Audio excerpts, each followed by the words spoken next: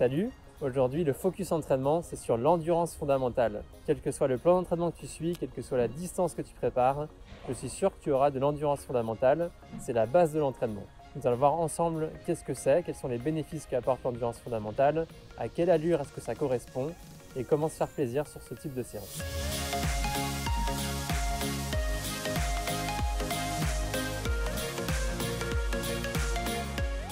Les bénéfices de l'entraînement d'endurance fondamentale se situent à plusieurs niveaux. Le premier, c'est au niveau cardiaque, ça va muscler le cœur. Le second, ça va être au niveau des capillaires, ça va augmenter le nombre de capillaires au niveau des muscles.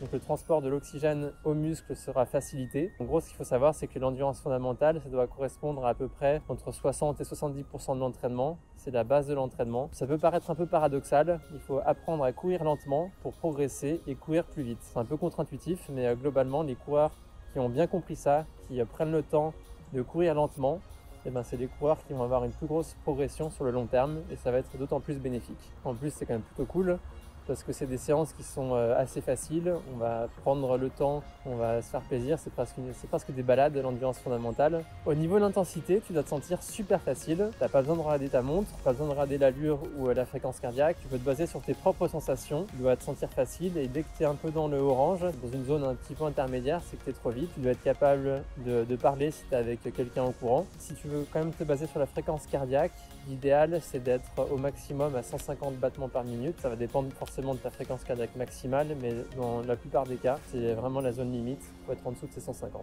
Au niveau de la vitesse, tu dois être entre 55% et 70% de ta VMA. Par exemple, moi j'ai une VMA à 22 km/h et ma vitesse d'endurance fondamentale, elle est à 12 km/h. C'est la vitesse à laquelle je me sens très facile. Et donc pour moi, ça correspond à environ 55% de ma VMA.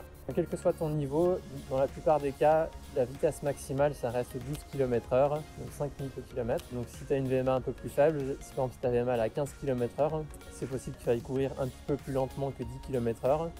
Et même dans certains cas, c'est même plus bénéfique de faire de la marche rapide, de faire du vélo ou de faire un sport qui va te permettre de rester dans des zones faibles. Et ça, c'est un des conseils qui fait aussi beaucoup progresser, c'est de travailler cette zone d'endurance fondamentale sur d'autres sports. Quelle que soit l'activité que tu fais, ça va venir muscler ton cœur, augmenter aussi le nombre de capillaires et donc ça va avoir des bénéfices multiples, quel que soit le sport pratiqué.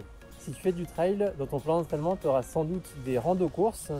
Et les randos-courses, c'est quand on alterne course à pied et marche. Là, pour rester sur ces zones d'endurance fondamentale, ce qu'on va faire, c'est que dès qu'on monte et la pente est un peu trop grande, on va se mettre à marcher pour continuer à avoir un effort qui est constant sur l'ensemble de la sortie. Pour avoir un effort constant et garder un rythme cardiaque qui va être en dessous de ces 150 battements par minute, voire un petit peu plus faible, suivant ta fréquence cardiaque maximale. Dans ce cas-là, on va marcher dès que ça commence à être trop dur. Quand tu habites à la montagne et que tu as beaucoup de dénivelé, la marche peut représenter pratiquement un tiers, voire la moitié de ton temps de rando-course. Lors de ces sorties en endurance fondamentale ou rando-course, tu peux penser à bien t'hydrater. Idéalement, tu t'hydrates toutes les 20 minutes.